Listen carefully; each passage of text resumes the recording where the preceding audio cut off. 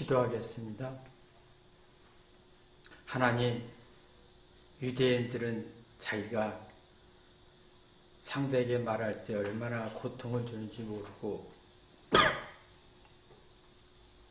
받아들이는 영역이 없는 것을 봅니다. 그러나 사도 바울은 공격하기보다는 받아들일 능력이 있었음을 봅니다. 우리가 공격하는 성질이 강한가, 받아들일 성질이 강한가 되돌아보게 도와주옵소서. 예수님의 이름으로 기도했습니다. 아멘. 하나님 말씀은 로마서 4장 9절 한 절만 읽겠습니다. 그런즉 이 행복이 할례자에게는 혹 무할례자에게도 대저 우리가 말하기를 아브라함에게는 그 믿음을 의로 여기셨다 하노라.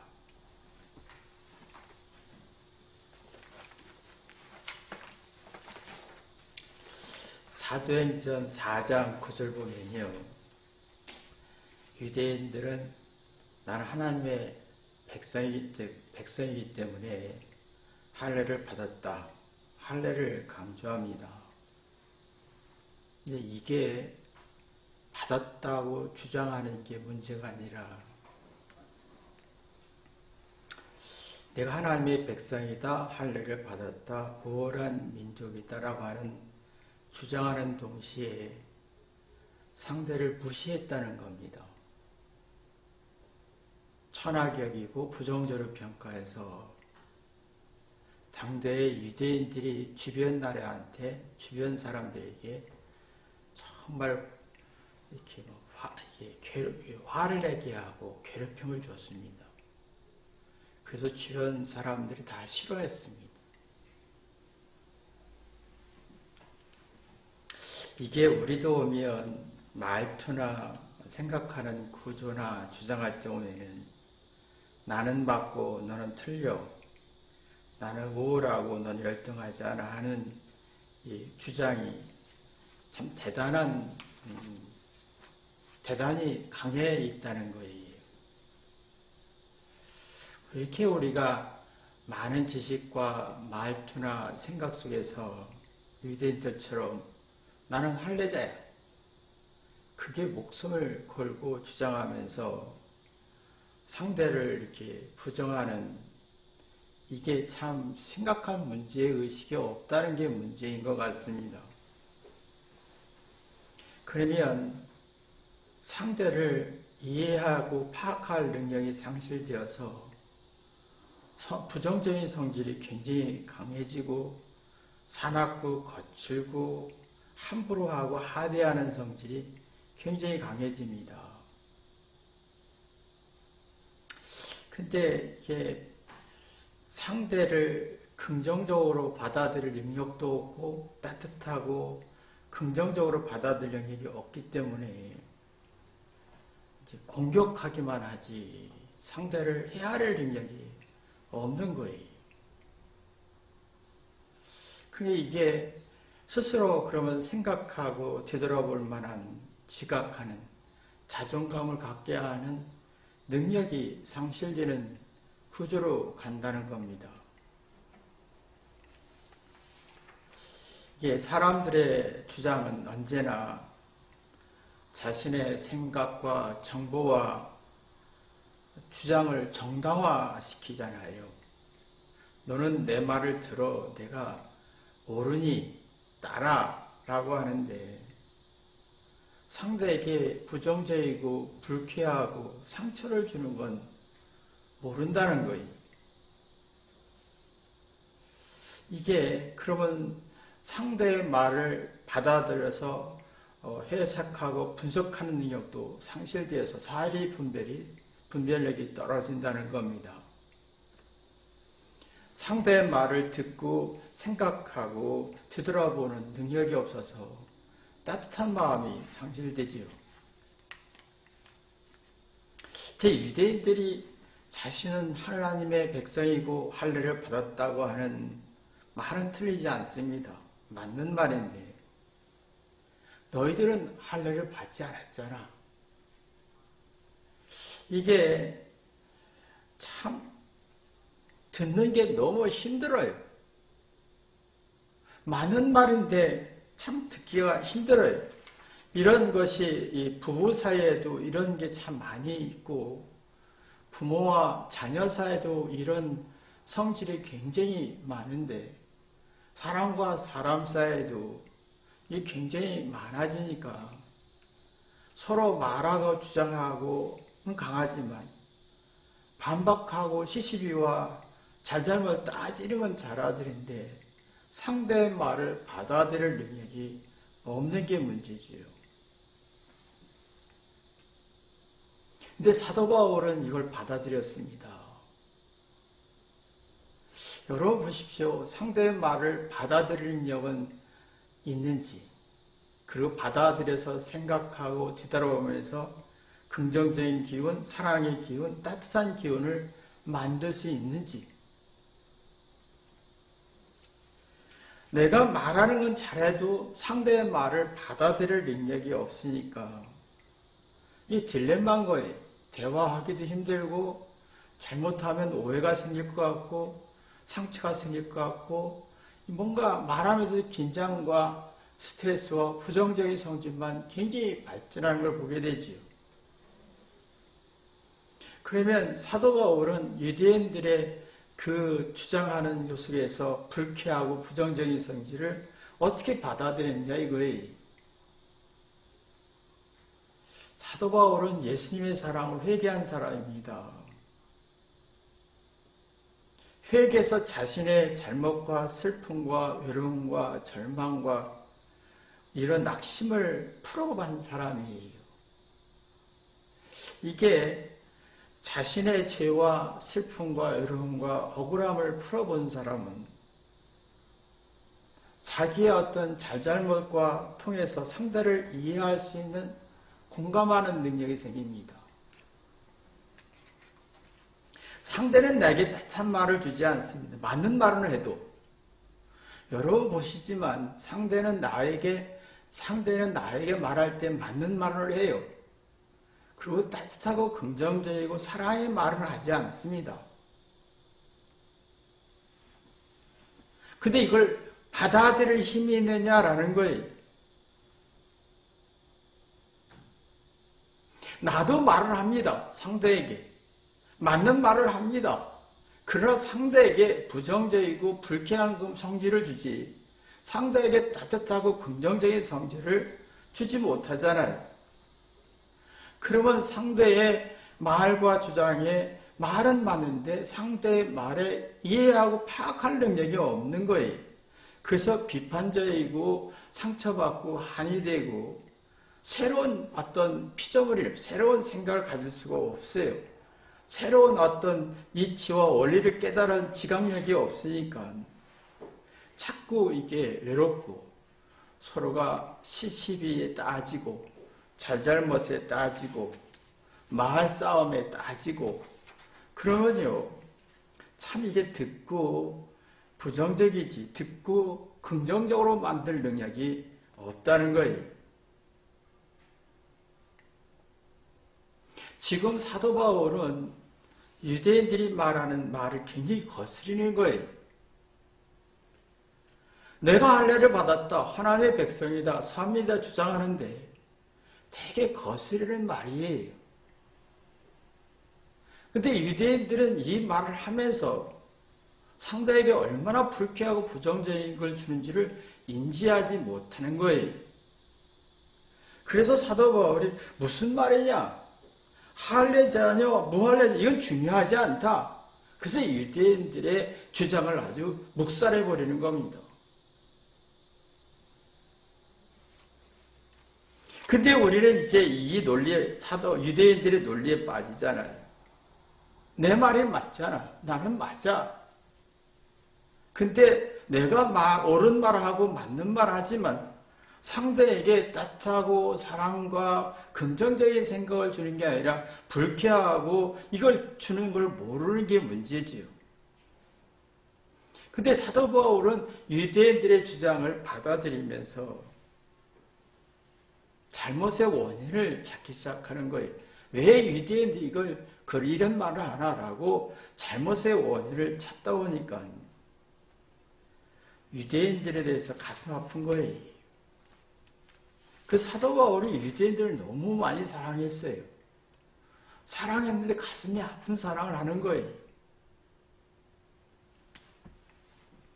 그러니까 이게 그 사도 바울이 굉장히 괴로워했습니다. 자기 민족에 대해서, 유대인들의 민족에 대해서 정말 죄를 범하고 예수님을 죽인 것에 대해서 굉장히 가슴 아파했습니다. 근데 우리는 참 이상하게 내가 똑똑하고 맞는 말을 쓰면 상대를 부정하고 지적질하고 싶잖아요. 그러면 지적질할 때 상대의 잘못을 부각시키고 자기는 난 너보다 나아라고 하는 희열을 느낄 수 있어요. 근데 자기 잘못을 회개하고 분석할 능력이 없다는 거지요. 말은 똑똑한데 미련해지는 걸 모르는 거예요. 미련해지는 말은 어리석다 둔하다란 말인데, 어리석다는 말은 그 문제를, 자신의 삶과 상대의 문제를 슬기롭게 풀지 못한다. 내가 말했을 때 슬기롭게 부른다는 것은 상대에게 긍정이 따뜻한 마음을 주어 스스로 그 문제를 풀게 해야 되는데, 내가 말해서 상대를 고치려고 하면 어리석어지는 거예요. 상대는 부정적으로 반응해서 그걸 고치려고 하지 않지요. 둔해진다는 말은 상대가 어떤 말해도 느끼는 게 없어요. 깨달아지는 게 없어요. 그러니까 사도 바울이 유대인들의 주장을 굉장히 가슴 아파하면서 무슨 말이냐, 너희의 주장이 맞다. 그렇지만 할례잖아, 무할례잖아. 그게 중요한 게 아니라 아브라함의 믿음이 있어야 된다라고 하는 얘기를 하는 겁니다. 이게 우리가 말할 때 보면 참 믿음이 참 없어요. 이게 믿음이 없고 말하는 때는 내가 맞고 넌 틀리지 않은 구조가 있지만 믿음이 있는 사람은 달라요. 자기 죄를 회개하면서 상대의 죄를 이해할 수 있어요. 공감하는 능력이, 따뜻한 마음을 줄 수가 있어요. 그러면 내가 지금 내 인생의 슬프고 아픔 속에서 내 마음속에 들어갈 수가 있어요. 자기 재능을 찾을 수가 있어요. 근데 이게 안 되는 사람은 고정관념이 굳어집니다. 10대, 20대, 40대에 잘했던 걸 계속 주장하고 그 주장의 논리와 습관적 주관, 이게 습관적 주장이 굉장히 지식이 발전하면서 그 과거의 10대, 20대, 30대의 말을 계속 반복하는 겁니다. 어렸을 때 습관된 사고가 그대로 반복된 주장을 하게 되지요. 그러면요, 단순 관념의 유혹에 빠집니다. 단순 관념이란 말은 여론, 객관적으로 볼 능력이 없고 주관적으로 볼 능력, 여론, 광고, 유튜브, 누구 말에 의해서 맹종하게 되는 거죠. 객관적 이치와 원리를 이해할 수, 무슨 말을 들었을 때 이걸 객관적으로 이해할 능력이 없는 거예요. 그게 마음에 들어갔다가 나오지 않는 말이죠. 주장은 강하지만 듣고 생각할 능력이 없는 거예요. 그러면 함정의식과 문제의식이 없어지면서 추상적 논리를 갖는 거예요. 이성적인 능력이 없고 감성적인 추상적인 능력으로 가는 거예요. 그럼 의심이 많을 수밖에 없어요. 자, 사도 바울은 무슨 말했냐면 할례자나 무슨 아무 문제 없다. 똑똑하든 잘했든 못했든 내가 성공했든 실패하든 아무 문제가 없다. 누구나 잘못할 수 있고 똑똑할 수 있고 열등할 수 있고 못할 수 있고 성공할 수도 있고 실패할 수도 있다. 그러니 믿음이 있어야 된다라는 논리를 갖는 거지요. 이게 이제 핵심이 로마서 4장 9절 핵심입니다. 믿음은 의심이 없어요. 그러면 의심이 없으려면 내가 내 죄를, 내 부족함을 회개하다 보면 깨달아 지혜가 발전하지요. 새로운 아이디어가, 새로운 피조물이 됩니다. 그럼 상대의 말을 받아들일 능력이 있어요. 받아들여서 객관적으로 풀어낼 수 있어요.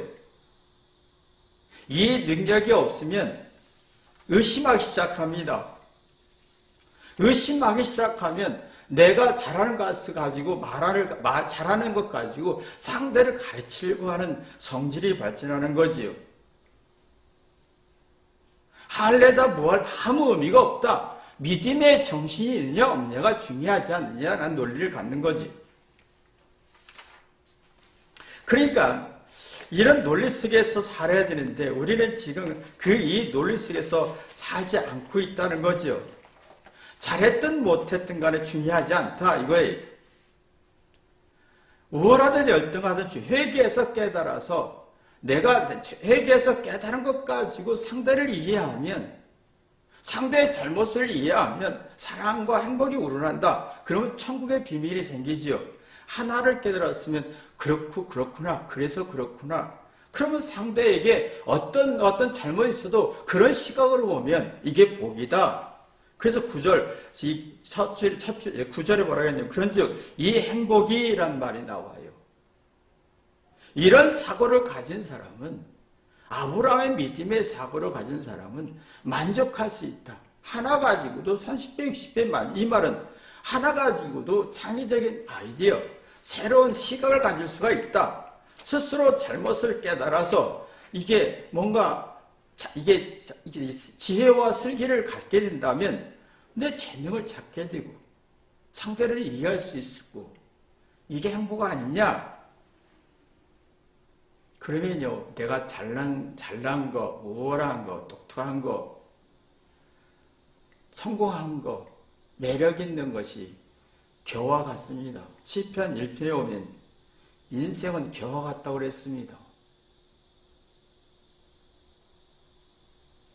할례를 받았든 안 받았든 주장할 게 없다는 거예요. 내가 주장해서 상대를 불쾌한 감정을 줄 필요가 없다는 거예요. 오히려 내가 겨가 되면 모든 인생이 겨와 같다고 했는데 그러면 내 잘난 걸 다 이게 무가치하고, 이 말은 시편 1편은 다시 빌립보서 3장에도 나오잖아요. 내가 자랑스러운 거 다 배선물로 여긴다고 했습니다.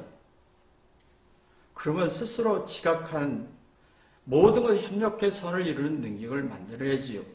그러면 내가 상대의 잘못도 이해하고 지적질하지 않고 공감하면서 흥이 나와요. 막 즐거움, 기쁨이 나와요. 더 이해하고 싶고 더 알고 싶은, 더 회개하고 싶은 지적인 호기심이 살아나지요.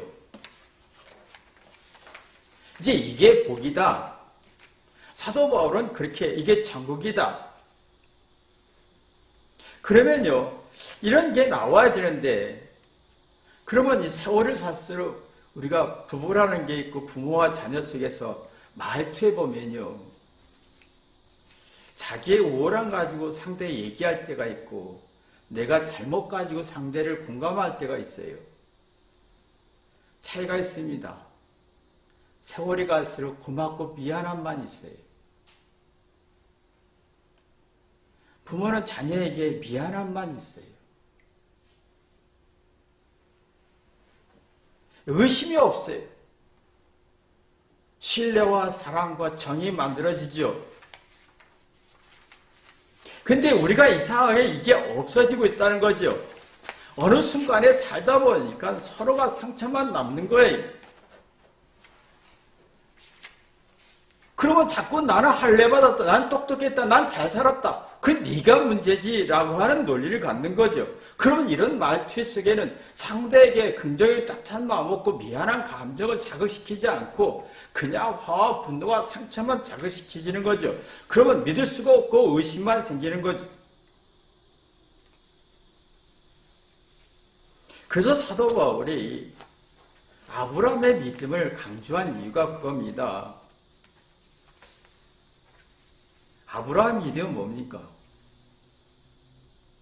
자기가 고난을 받았을 때 적각거리는 가나안 땅이 적과거린 땅인 줄 알았더니 낙심과 절망에 가뭄을 주는 땅이었어요. 그럼 어떻게 지냈겠습니까? 자기 죄로 이겨냈어요. 자기 실수로 이겨낸 거예요. 나의 죄로 회개해보니 이 절망과 낙심 속에서 새로운 피조물이 되는 거예요. 낙심을 이겨내는 힘이 있었던 거죠. 그럼 믿음이 살아가고 또 의심이 없어지는 거죠. 그러면요, 이런 게 있어야 되는데, 이런 게 믿음이 만들어지는데, 유대인들처럼 내가 회개하지 않고 나 우월한 민족에 내 말이 맞아 주장하게 되면 상대에게 불쾌하고 부정적인 성질만 주고 상대를 공격하는 능력은 발전하지만 내가 받아들일 능력은 없는 거예요. 그래서 지금 아이들이 이 딜레마에 빠진 게 나는 최고의 대학을 나와야 돼. 나는 똑똑해야 돼. 나는 어떤 우월한 존재가 돼야 돼. 난 긍정적인 인정을 받아야 돼. 내가 이런 능력이 있으니까 내가 성공해야 돼. 복을 받아야 돼. 잘 살아야 돼. 라고 하는데 믿음과 신뢰가 약해진다는 거지. 그 의식이 발전하고 부정적으로 반응하는 거예요. 내가 잘난 거 가지고 아내를 비판하고 내가 잘난 거 가지고 남편을 비판하고 자녀를 못하면 막 비판하고 부정하고. 그러면 문제는 뭐냐면 현실성과 문제의식이 약해지는 거예요. 현실은 끝없이 변화와 변수가 생기는데 이걸 대처할 능력이 없고 문제의식이 없으니까 뭔가 답을 찾아낼 능력이 없는 거예요. 아브라함은 절망과 낙심 속에서 엄청나게 얘기했습니다. 자기 잘못을 보면서 뒤돌아보면서 그 절망과 낙심 속에서 뭔가 진리를 놓고 하나님의 뜻을 발견하니 하나님이 따뜻한 거예요. 하나님의 뜻이 너무 좋은 거예요. 존중하는 마음속에 경건한 마음으로. 그래서 차분해진 겁니다. 그래서 사도 바울이 아브라함이 조카 롯에게 네가 좋아하면 나는 우하고 네가 광야를 선택하면 나는 소돔과 고모라 성, 즉 물이 풍부한 땅을 선택할 거고 아주 차분하게 어떤 상황에 처하더라도 그 문제를 객관적으로 이치로 분석할 수 있다는 거예요.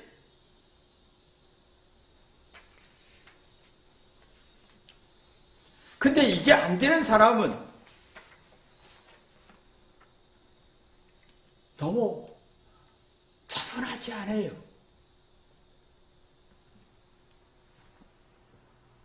사람이 말입니다. 내가 잘하는 것 가지고 막 주장해 상대를 무시하고 하대하고 자존심에 희열을 기른 사람은 차분함이 없고 뻔뻔해지고 염치가 없어지죠. 그런 내 잘못 가지고 뒤돌아보고 아브라함처럼 어떤 절망 속에서 회개하는 사람은 차분해지고 마음을 붙이고 든든히 여기는 능력 같습니다. 마음을 붙인다는 말은 뭔가 그 어려움과 낭만과 절망 속에 전념할 수 있고 집중력을 만들어낼 수 있는 정신력이 사례 분배를 해서 정신적으로 굉장히 강해지는 거예요. 그러면 내 자신이 차분해지죠. 그렇지 않으면 조카 롯처럼 회개가 안 된 사람은 산만해집니다. 그래서 여러분이 자녀들이 내가 똑똑하고 잘난 거 가지고 상대를 비판하고 무시할 때 내가 자기는 희열을 느끼지만 상대는 불쾌한 걸 모르지요. 대신에 자신의 집중력도 떨어지고 산만해지는 게 발전하는 거지요.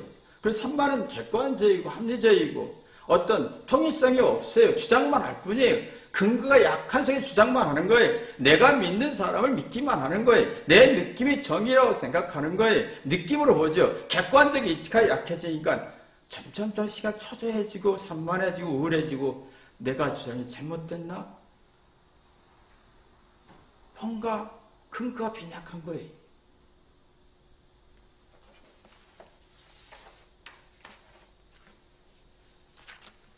그러니까 이게 막 더 화가 나고 이게요. 그래서 사도 바울이 너 할례를 받았다 안 받았다 거기에 목적을 두지 마라. 네가 잘났다 못났다 그 목적을 두지 마라. 할례는 할례의 정신이 있다는 거예요. 할례는 하나님의 언약의 약속이 하나님이 지켜주겠다, 복을 주겠다는 약속인 거예요. 이 약속은 뭐냐면 서로 존중한다라는 거예요. 서로 존중은 자신의 잘못을 보고 상대의 잘못을 이해하는 거예요. 그리고 정신 차려지고 다 다짐하는 거예요. 반지도 똑같잖아요. 반지는 사랑과 존중의 다짐인 거예요. 서로가 자신의 다짐을 하려면 자기 잘못을 가지고 상대의 잘못을 이해하고 공감할 때 다짐을 가지고 또 지각력, 이 깨닫는 능력이 생기면서 경건해지고 사랑의 아름다움을 느껴지는 거죠. 근데 유대인들은 나 할례 받았다라고만 하는 거예요. 난 결혼했다, 반지 받았다라고 하는 건 똑같은 거예요. 나는 똑똑하고 나는 우월하니까 나는 결혼했어. 그러면 내가 똑똑하니까 네가 나한테 왔지. 내가 예쁘니까. 이혼의 원인이 뭔지 아십니까? 다짐의 정신은 없어요. 내가 똑똑하니까 주장만 하지요. 상대에게 불쾌함을 주는 걸 몰라요. 시시비비 따지다가 지치고 피곤하다 보면 삶을 함께 살려고 의욕이 없어지는 거지요. 그러니까 이게 유대인들이 볼 때 나는 할례 받았다는 이 목적에 뭔가 자신에게 불행해지고 상대에게 고통을 주는 걸 모르니까 심리적으로 뭔가 불안해지고 또 불안해지면 상대성 자존심에 시달리는 거예요. 서로 자존심 기싸움 하잖아요. 그럼 박탈감을 갖는 거예요. 행복과 사랑과 정과 신뢰가 떨어지는 거지요. 사랑이 없어요. 만족도 없고. 할례는 반지와 같은 겁니다. 마음을 다지는 거예요. 그러면 내가 할례 받았으면 하나님께 화답하고 싶은 거예요. 내가 어떻게 해야 하나님께 기쁨을 줄 것인가? 내가 어떻게 아내에게 기쁨을 줄 것인가? 내가 어떻게 해야 남편을 기쁨을 줄 것인가? 어떻게 해야 상대에게 기쁨을 줄 것인가? 어떻게 해야 자녀에게 기쁨을 줄 것인가? 어떻게 해야 부모에게 기쁨을 줄 것인가? 이게 화답이 돼야 되는 거지요. 이 화답이 없는 게 지금 유대인인 거예요.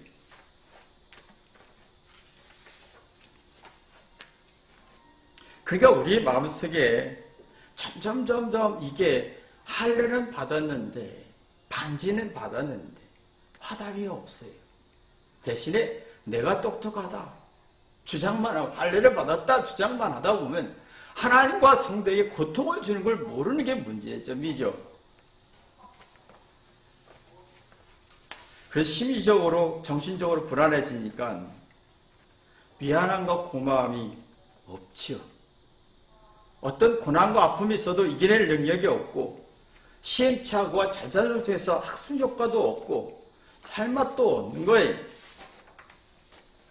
그러니까 점점 이게 막 자기의 잘한 걸 부각시키는 거예요. 나 할례 받았다. 난 똑똑하다.